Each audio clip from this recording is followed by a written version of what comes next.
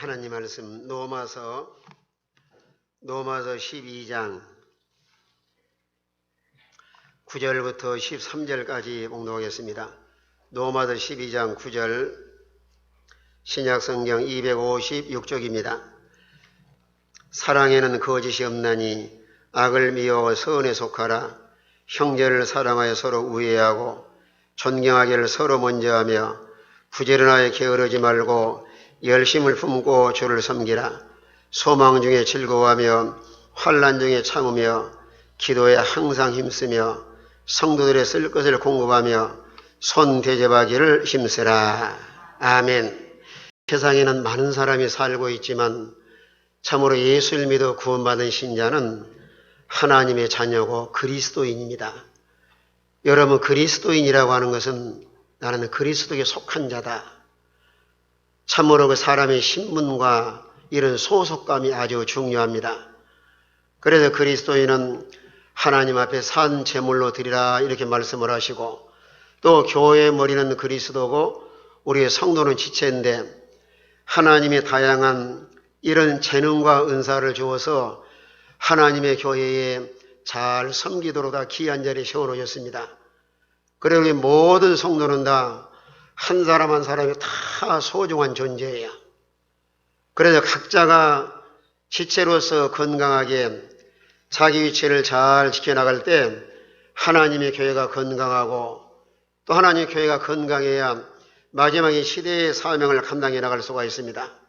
오늘 본문 말씀을 통해서도 이제 세 번째 시간으로 그리스도인의 의무를 다해 나갈 때 어떤 마음과 자세로 이 사명을 다해 나갈 것인가, 오늘 본문에서도 그저 친히 우리에게 말씀으로 교훈하고 있습니다. 그래서 9절과 10절에서는 형제를 사랑하여 서로 우애하고 존경하기를 서로 먼저 하라 그랬습니다. 형제를 사랑하라 말씀을 하시는데, 우리가 교회 안에 모든 성도는 다 한 자매고 한 형제고 한 권속입니다. 그러나 종말론적인 시대를 살아가면서 마태복음 24장에 말씀한 것처럼 마지막 시대는 불법의 성함으로 사랑이 점점 식어져 가리라 말씀을 했습니다. 그러니 기독교는 얼마나 사랑을 많이 강조해요. 그래서 믿음, 소망, 사랑이 세 가지는 항상 있을 텐데 그 중에 제일이 뭐라 그랬어요? 사랑이라. 그 본문에서는 말씀하기를 사랑에는 거짓이 없나니, 사랑은 진실입니다. 무슨 위선자거나 어느 꾸밈이 있는 것이 아니고 참으로 이 주님의 사랑은 진실한 사랑인데 최고의 큰 계명이 사랑이고, 또 요한일서 3장 14절에서는 형제를 사랑함으로 사망에서 생명으로 들어가는 줄 알거니와 형제를 미워하는 자마다 살인하는 자니 그 속에 뭐가 없느니라 그랬어요. 영생이 없느니라. 그러나 진실한 사랑은 오늘 9절에 말씀한 것처럼 악을 미워하고 선에 속하라. 여러분, 진실한 사랑은 그저 악을 미워한다는 말씀은 아주 강하게 악을 미워하고 아주 몹시 미워하는 태도를 말하고 있습니다. 그래서 이 사랑이라고 하는 것도 자기 중심으로 사는 사람은 다 이 악한 자기 욕심과 자기만을 위해서 살아가는데, 우리가 선에 속하려면은 우리 마음의 자세가 하나님 중심으로.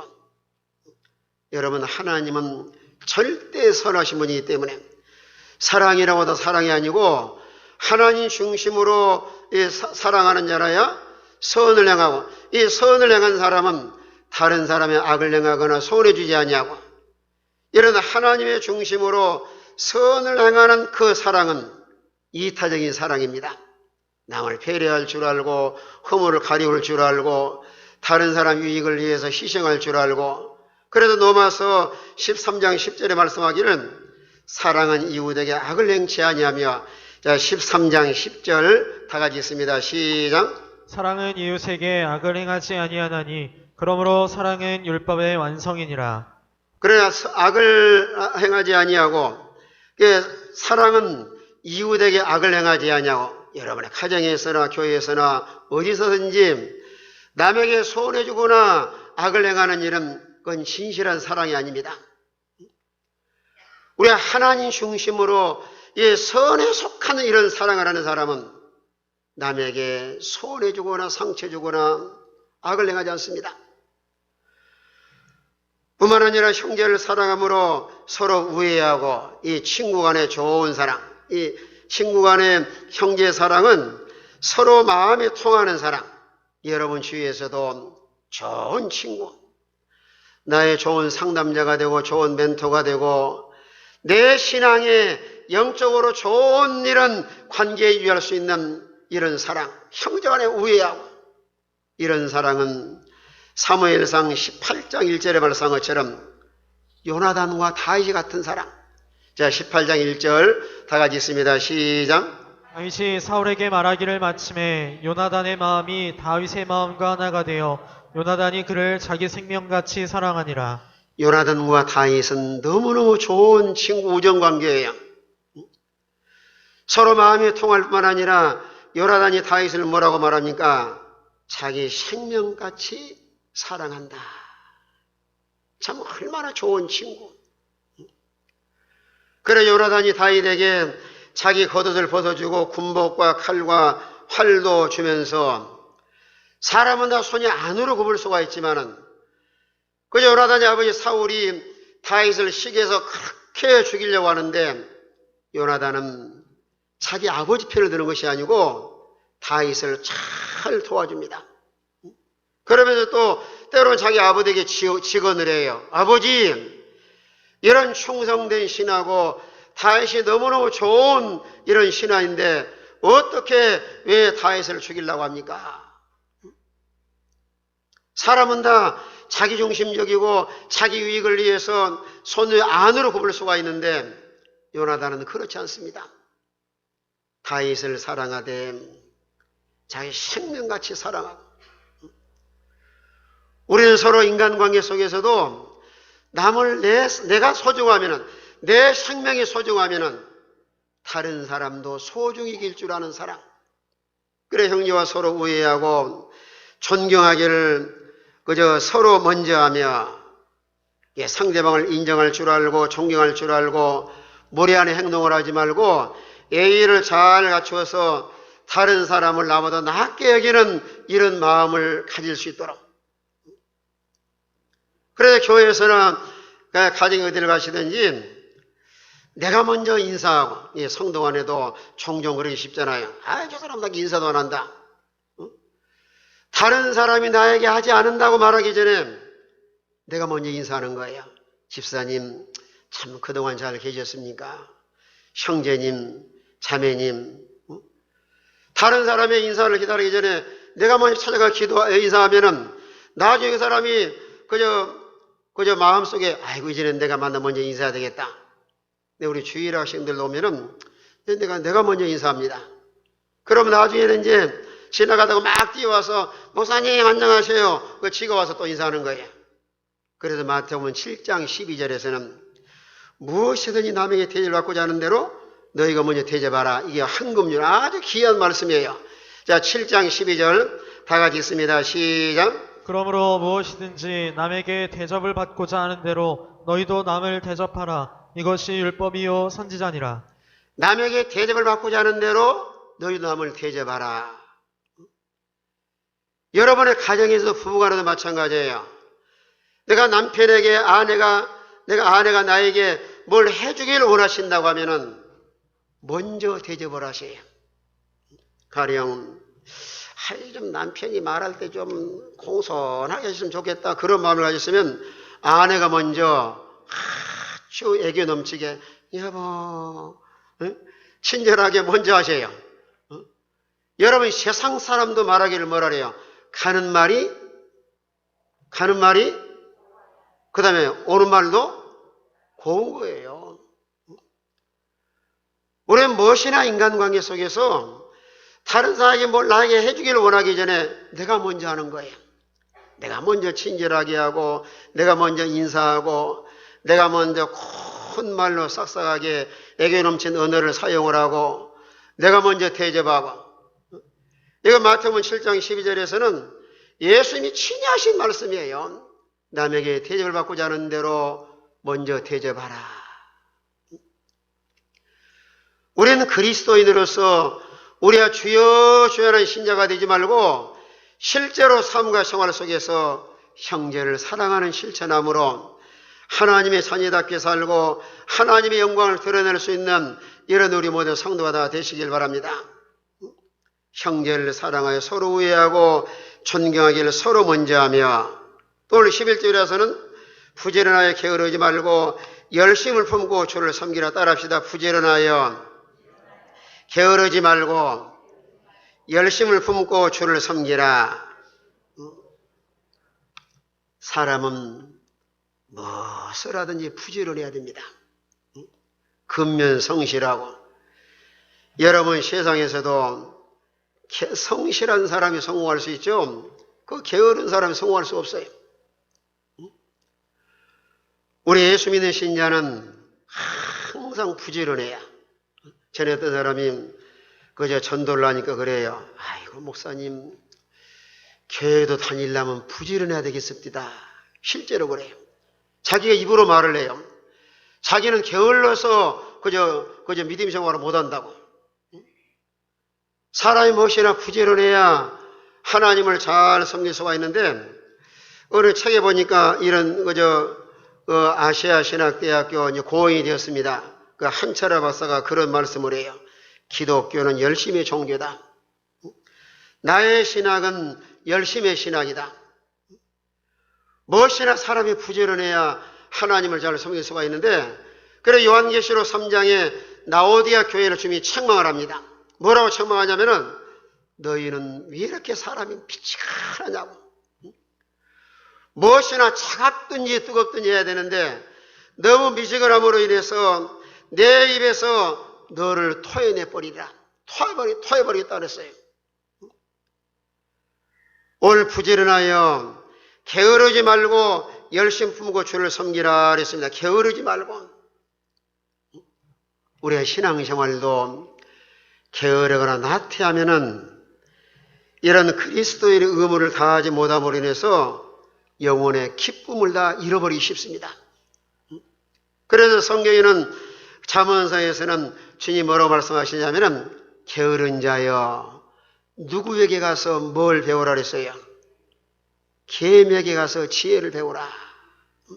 계명에게 가서. 잠언서는 말씀하기를 계명에 가서 지혜를 배우라 말씀을 하고, 또 마태복음 25장 예수님께서는 친히 말씀하시기를 게으른 자를 뭐라고 책망을 했어요? 악하고 게으른 종아. 악하고 게으른 종이라고 친히 책망을 하시는데, 사람이 세상을 살아가면서 무엇이나 게으른 사람은 성공할 수가 없는데, 잠언 13장 4절에서는 게으른 자는 성공할 수 없다 그랬어요. 잠언 13장 4절 다 같이 있습니다. 시작. 게으른 자는 마음으로 원하여도 얻지 못하나 부지런한 자의 마음은 풍족함을 얻느니라. 아주 참 얼마나 귀한 말씀이에요. 게으른 자는 뭐라 그랬어요? 마음에 원해도 얻지 못하나 부지런한 자는요, 무엇이나 풍족한 생활을 할 수 있는 거예요. 공부를 하든지 여러분 세상에 사업을 하든지 무엇을 하든지 그저 게으른 사람은 성공하지 못합니다. 여러분, 예수 안 믿는 사람들도 성공한 사람들의 공통적인 요소가 아주 부지런합니다. 다른 사람 참잘 때 열심히 가서 연구하고 또 노력하고, 여러분 신앙의 세계도 그저 게으르지 부지런한 사람이랴 여러분 새벽에나 기도도 하고 하나님의 봉사 충성도 하고 예배생활 소홀히 하지 않고 예배생활에 충실하고, 여러분 영적으로 게으른 사람은 신앙이 다 도태되고 나중에 영적 기쁨을 다 잃어버리기 쉬워요. 잃어버리기 쉽습니다. 또 사람의 게으른 사람은 혹시나 핑계를 잘 대. 뭘 잘 댄다고요? 핑계. 그건 저 말이 아니고 잠언 22장 13절에 보시면은 게으른 자는 말하기를, 자 22장 13절 보세요. 22장 13절 나가지 있습니다. 시작. 게으른 자는 말하기를 사자가 밖에 있은즉 내가 나가면 거리에서 찢기겠다 하느니라. 게으른 사람은 핑계를 잘 대는 거예요. 가서 일해라 그러면은 누가 있어서 찢김 받을까 봐서 못 나간다 그래요. 사자가. 저는 시골에서 일할 때 보면은 비가 조금 한 방울씩 떨어지면은 주위에서 그러는 거예요, 모습들이. 야, 오늘 참 일하기 싫은 사람 핑계 되기 좋은 날이다. 여러분, 게으른 사람은 모든 생활 속에서 다 핑계를 잘 대요. 공부하는 학생도 그래요. 뭐 이것 때문에 안 된다, 저것 때문에 못 한다.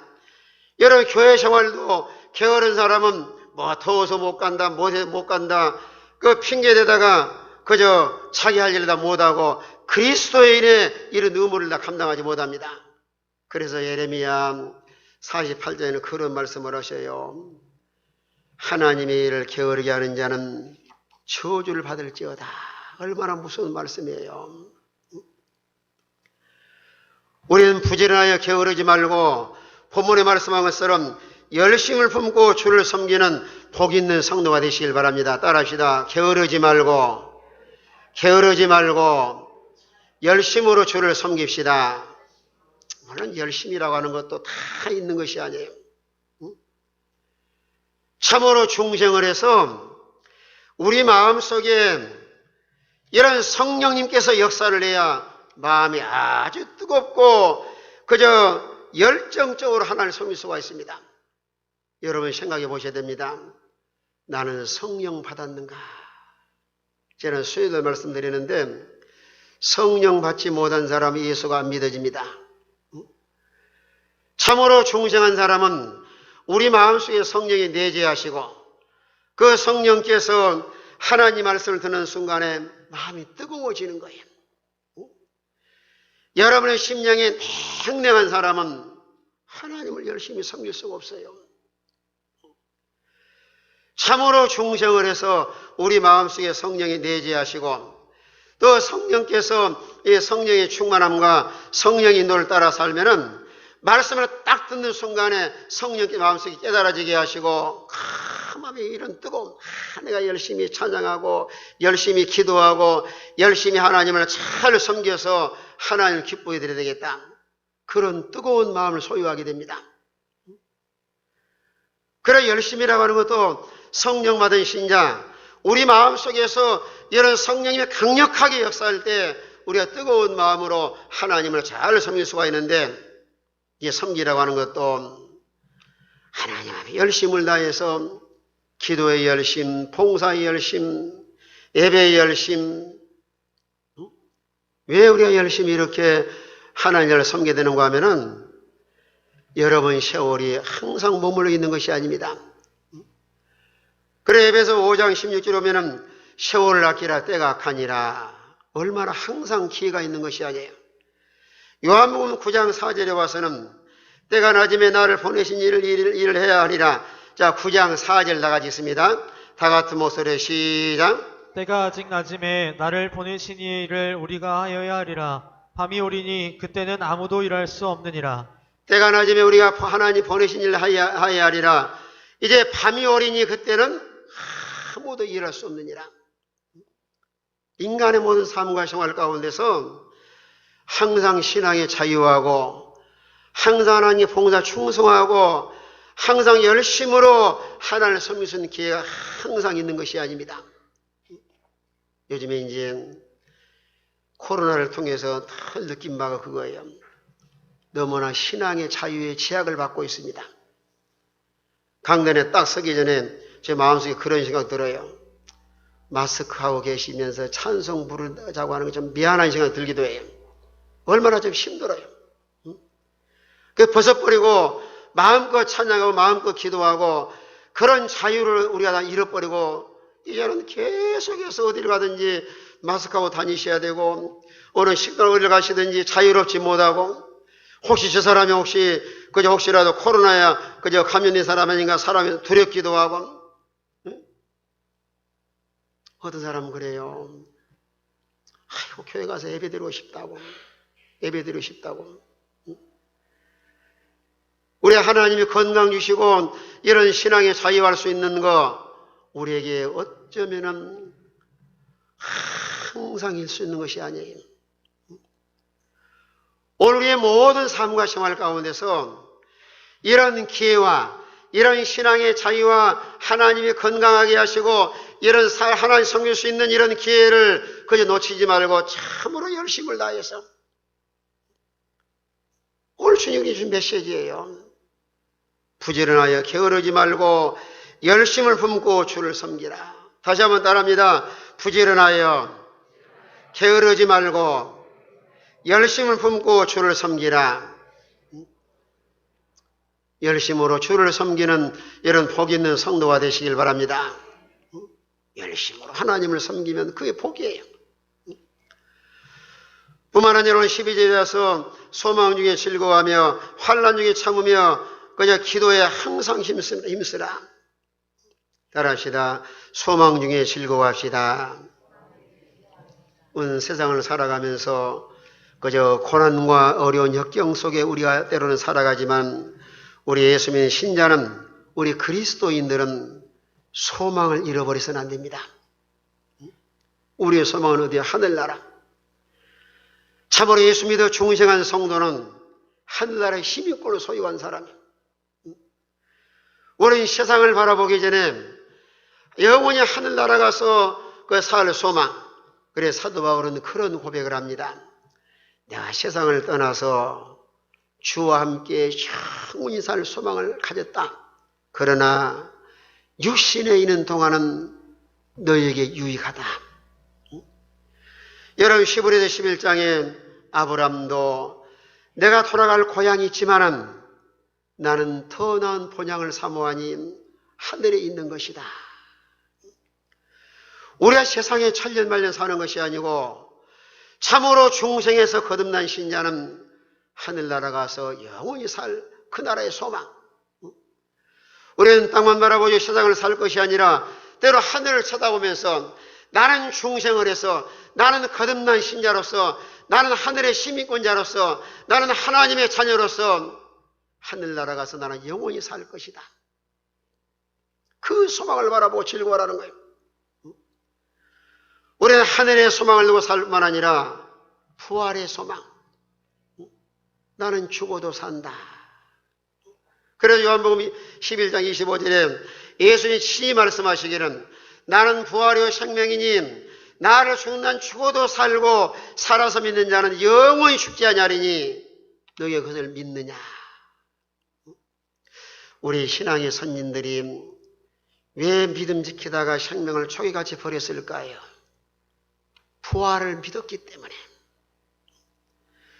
사람들은 더 살길 원하지만은 왜 하나님 앞에 그런 산전수전 고난과 핍박을 당하면서 하나님께 믿음 잘 지키다가 생명까지 내놨는가?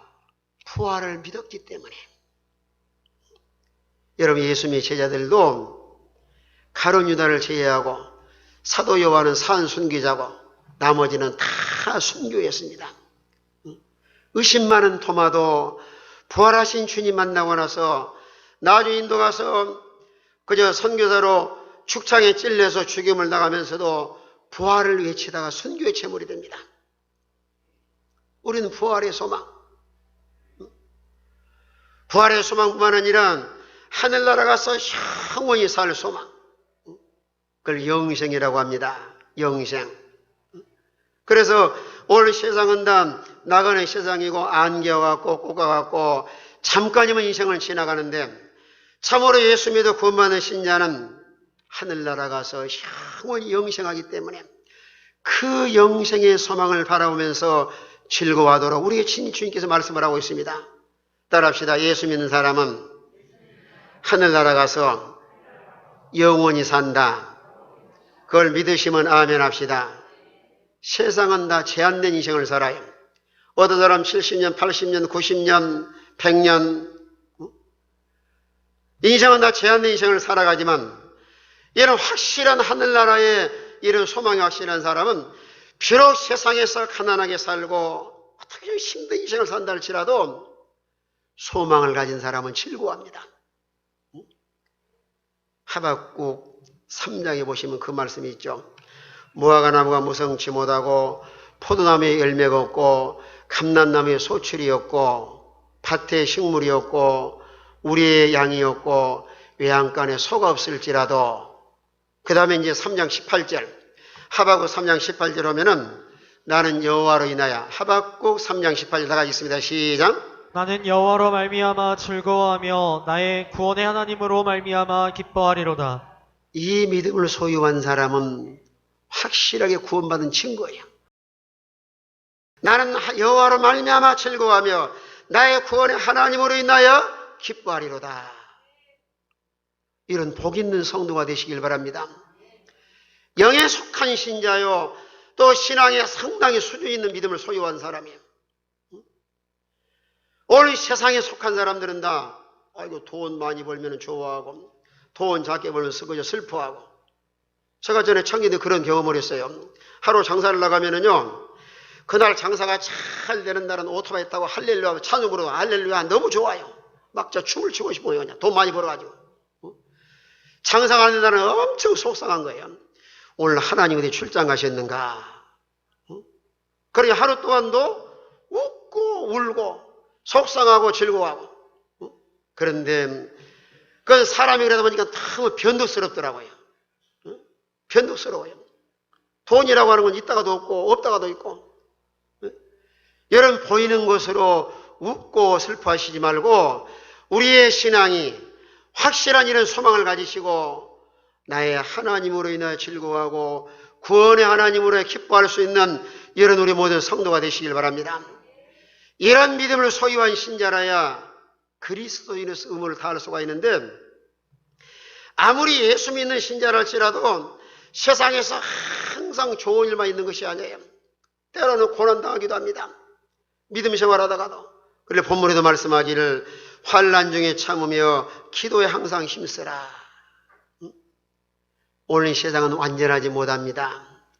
마귀의 역사한 세상입니다. 그래 우리의 모든 삶과 여정 속에서 하나님이 개별개별 섭리하시면서 이런 환경 저런 환경, 때로는 형통하기도 하고 어려운 고난을 만나기도 하고 때로는 환난과 역경을 만나기도 하고, 그래 넘어서 5장 3절에는 그런 말씀을 하셔요. 환난으로 즐거워하라. 환난은 인내를, 인내는 연단을, 연단은 소망을 이룬 줄 알미니라. 오늘 세상을 살아가면서 고난과 이런 환난과 역경이 없는 사람은 한 사람도 없습니다. 하늘나라 가야 이제 고난이 끝이 나요. 그래 세상에 사는 동안은 이런 환난과 고난이 있지만은 그런 어려운 일 만났어도 낙심하거나 좌절하지 말고 오늘 성경에는 뭐라고 말씀하셔요? 환난 중에 참으라. 주님 바라보고 참자. 그래서 우리 기독교인들의 인내가 필요합니다. 아무리 힘들고 어려운 현실을 만났다 할지라도 환난과 고난을 만났다 할지라도 주님 바라보고 잘 참고 나가면 참으로 그 어려운 가운데서도 하나님 믿음을 잘 지켜나가면 고난이 변하여 복이 될 줄로 믿으시길 바랍니다. 여러분 성경에서 엄청난 고난 가운데서도 믿음을 잘 지켜서 고난 다음에 큰 복을 받은 사람이 누가 있어요? 욥이 있습니다. 우리 기독교는 결과주의예요. 욥이 엄청난 고난 가운데서도 그러나 낙심하거나 좌절하지 않고 그저 주님 말하고 믿음을 잘 지켜나가니까 나중에 하나님께서 욥에게 배나 복을 주셨는데, 그러면서 야고보 5장 11절에 그런 말씀을 하셔요. 인내하는 자가 복되다. 인내하는 자. 5장 11절 다 같이 있습니다. 시작. 보라, 인내하는 자를 우리가 복되다 하나니 너희가 욥의 인내를 들었고 주께서 주신 결말을 보았거니와 주는 가장 자비하시고 긍휼히 여기시는 이시니라. 자, 하나님 야고보서 5장 11절에서 어떤 자가 복되다 하나니 그랬어요? 인내하는 자. 어떤 환경을 만났든지 낙심하거나 좌절하지 말고 우리 주님 바라보고 내가 참자. 부부간에도 마찬가지예요. 뭐 속사가면 그냥 오늘날 극단적인 선택한 사람도 있고 그냥 쉬고 가고 싶은 마음도 있고 하지만 그래도 참자. 참으면 반드시 우리 앞에 좋은 날이 있을 줄로 믿으시길 바랍니다. 따라합시다. 참으면 참으면 복된 날이 다가올 줄로 믿습니다. 그래, 환경은 바라보시지 말고 주님 바라보시고 주님 의지하시고 소망을 굳게 붙잡고 잘 참고 나가면 반드시 고난 너머에 하나님의 은혜가 기다리고 있는 줄로 믿으시길 바랍니다. 잘 참고 나가면 되는 거예요. 그래, 참때 그냥 속으로 그냥 막 이를 물고 참지 말고 오늘 성경에 뭐라 그랬어요? 기도에 항상 힘쓰라. 우리가 참고 나가면서 하나님 앞에 늘 기도하면은 하나님 우리의 사정을 알고 계시고 기도를 듣고 계시고 그러면 때가 되면은 하나님 놀라운 역사를 체험하고 경험할 수 있는데, 그래 야고보서 5장 13절에도 뭐라고 말씀하셔요? 고난당한 자가 있느냐 기도할 것이요 즐거워하는 자가 있느냐 찬송할지어다. 여러분 후렴해 보세요. 고난당한 자가 있느냐, 큰 소리로 고난당한 자가 있느냐, 즐거워한 자가 있느냐, 찬송할지로다. 이 두 가지. 여러분 개인적으로나 가정적으로 어떤 고난이 왔을 때는 낙심하거나 좌절하지 말고 잘 참으면서 하나님 기도하면은 하나님 살 길을 열어주셔요.